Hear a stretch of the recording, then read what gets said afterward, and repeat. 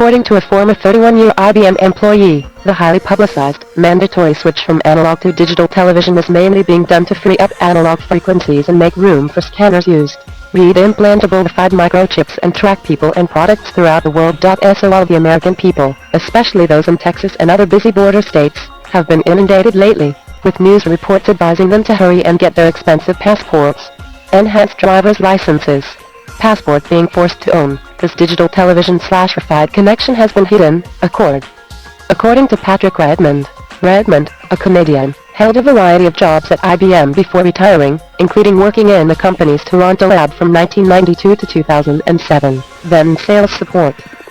He has given talks, written a book and produced a DVD on the aggressive, growing use of passive, semi-passive and active Wi-Fi chips, radio frequency identification devices, implanted in new clothing, in items such as Gillette Fusion blades, and in countless other products that become one's personal belongings. These Wi-Fi chips, many of which are as small or smaller than the tip of a sharp pencil, also are embedded in all new U.S. passports, some medical cards, a growing number of credit and debit cards, and so on. More than 2 billion of them were sold in 2007. Video surveillance is already commonplace in the United Kingdom, and a growing number of school children are fingerprinted for administrative and security reasons. Since 2001, nearly 6,000 have been fingerprinted in the United Kingdom, with 20 new schools embracing the practice every week. Reuters reported back on Monday that the Indonesian province of Papua was considering a new law that requires some HIV/AIDS patients to be implanted with microchips in a bid to prevent them infecting others. Radio frequency ID, or RFID, microchips were to be used. The plan was to use the tag to monitor the movements of HIV patients in the province and determine whether they were infecting other people. Case there would be a penalty.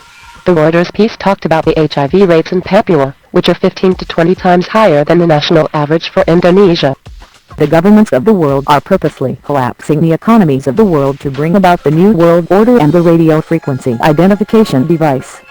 They are accelerating the propaganda machine to condition the masses into buying into this technology to give birth to a powerful leader that will guide the masses into the New World Order. Powerful entities are at work waging a spiritual warfare against us. As we approach the midnight hour, we can see the dark evil that hides behind the mask of deception begin to reveal itself. Many will die in their matrix of sleep, dreaming the American dream, but never being able to grasp the truth. If you can't look on this web of deception, the internet, you can see that there is a great evil that is manifesting itself through humans. If you have seen Ghost in the Machine, it is an example of how Satan can use this internet to tempt, seduce and bring great men to ruin. The warnings are evident in a text that is over 2,000 years old.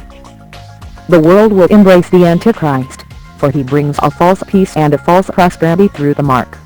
A man possessed by over a legion of demons can be set free according to the word of God. I will share my testimony with you in the near future. I was set free by Jesus Christ from demon possession. I served Satan in my fallen state. I did things that I had no control over. My former master Satan had me bound, and had no choice but to obey. I was set free by the power of God's mercy, when I gave my life to Jesus Christ. The person that has an implanted RFID chip in his brain will not be able to break from Satan's hold. The future of technology is accelerating at an alarming rate, and computers of the future will be optional. An implanted permanent chip in the head that will act as the driver, and the brain will act as the unlimited hard drive that will store data and upload brainwashing Antichrist propaganda.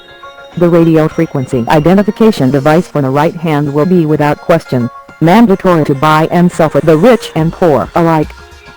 If you look on the web, there is a great clamor for the advertisement of the chip. In military, prisons, government, gaming industry, banking, medicine, and so on, a large percentage of society seems to veer away from the microchip. The only elements that seem to be buying into the radio frequency identification device seems to be the one promoting it.